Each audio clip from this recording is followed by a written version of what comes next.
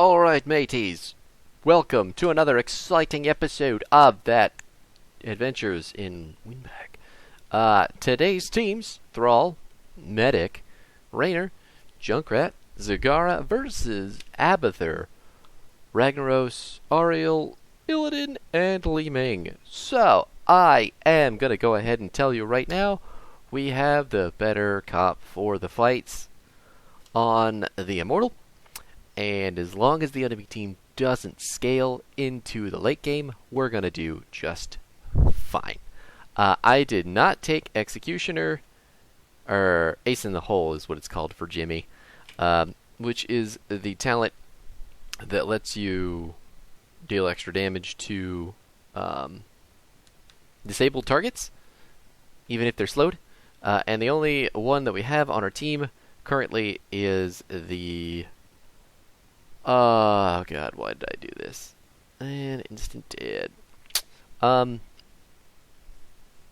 only one on our team is Thrall and his root. He can talent for some slows at level 16. I don't think Junkrat ever talents for slows. I think he has some. Obviously his traps are root, but I don't know. I decided to go with the Exterminator instead, just to increase our damage in the lane and increase our damage to the Immortal. So with that, we're able to push the lane a little bit, not even a little bit, like insanely harder than they can. They have no real wave clear apart from their Ragnaros. Ming's kind of conditional wave clear. Illidan has to step onto the wave to clear it. And Ariel has to be very close to the wave to clear it as well. So all of our guys can clear from range. And when they try to step up, we can hard engage on them. And then our medic is just here to sustain us all the way back to the top. So it's not going to be difficult for us to put a lot of pressure onto the Abathur. Because, let's be honest, he's only really there to help the Illidan. And so far, the Illidan has not shown that he's going to be too much of a problem. So, we got Zag in the top lane dealing with Ragnaros. No matter how you look at it, the enemy team is going to have to deal with a ranged something or other in either lane. And they have almost entirely melee. They're about half and half. But all of their relevant damage comes from Ming skill shots and Illidan cleaning that up. Neither of which they're going to have an easy time doing, because you have to get to the medic to stop any of us from living. And it looks like, we don't particularly give a shit. Unless he's just evading until the very bitter end. They're all going to make it out? Nope. Hit a mine. He must have hit a mine. Instead of just walking directly to the right, he stepped on an explodey, gaseous bug poop. Anyway, let's make sure Zagara is fine. She is. Good thing I checked.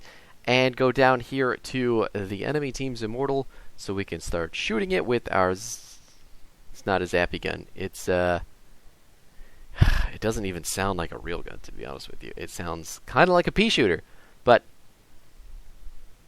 I'm okay with that.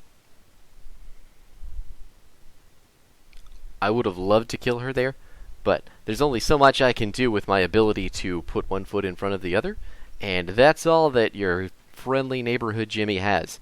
Our level 4 talent was Fight or Flight, and what that does is reduces the cooldown on our E and gives us armor.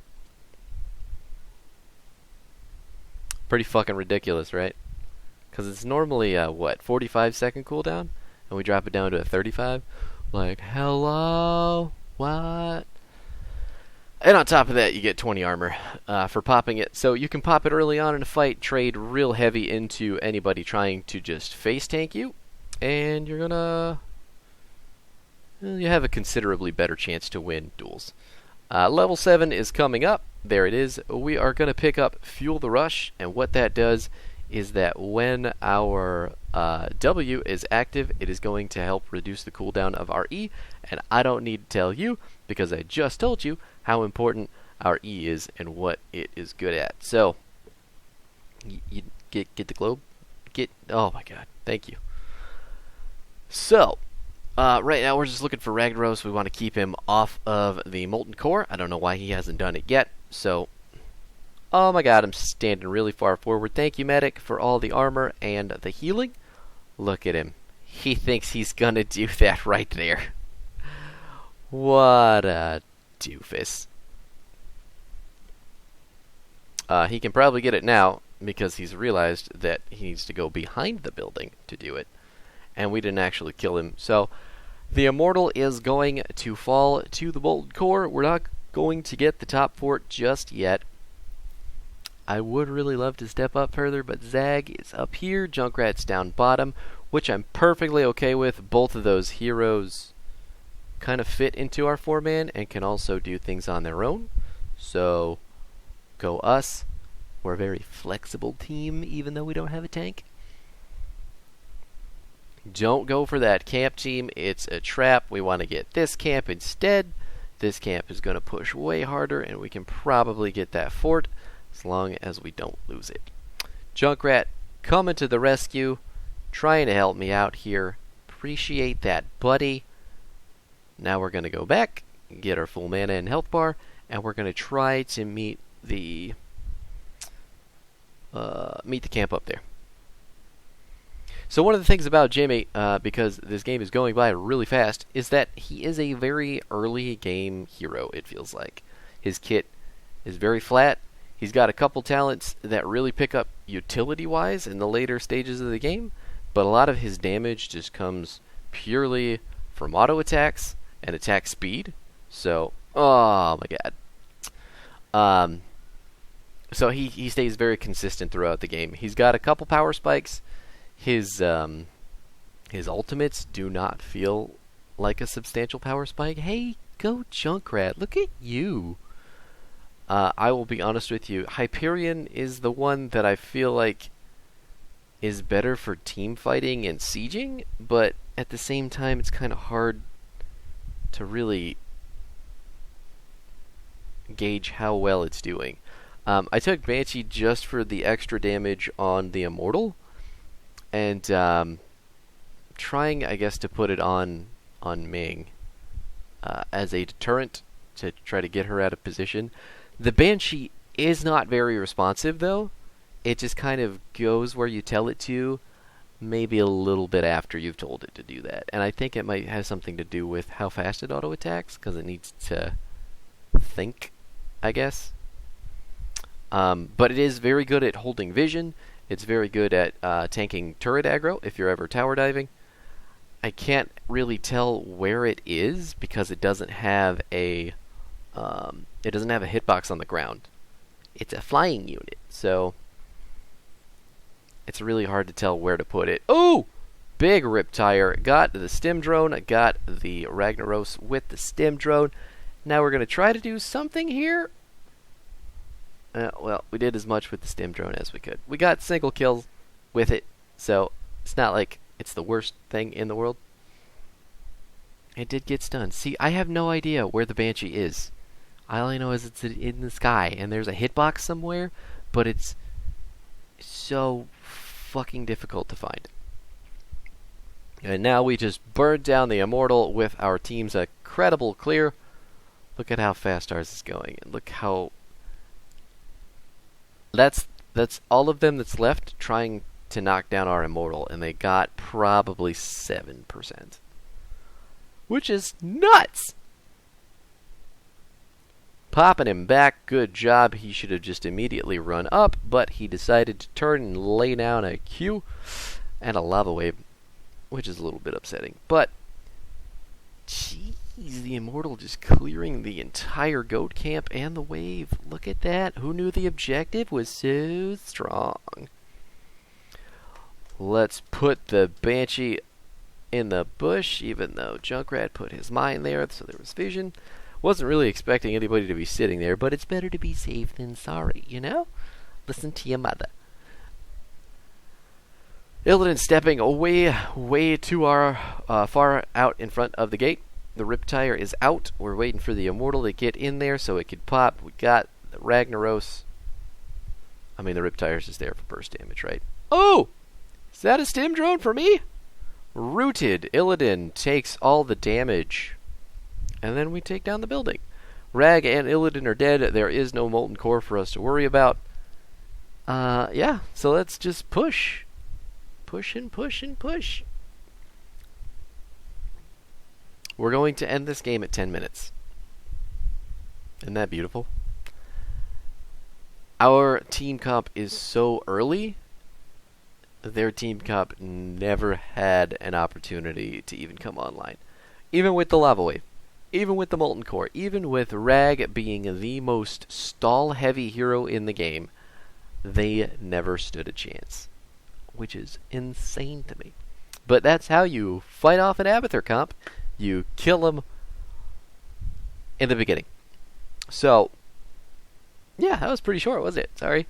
Here's the stats. We killed 3 people. And we got... Wow, we were pretty far down on the hero damage ladder, huh? That's interesting. What did you build? Were you going orb? Oh my god. Why? Wait. What were you building? Why take this if... I don't understand, people! So, the talents for Jimmy Boy here, Exterminator at 1. Typically you want to take Ace in the hole. I just found a use for this. Fighter Flight at 4. Fuel Rush at 7. Rainer's Raider.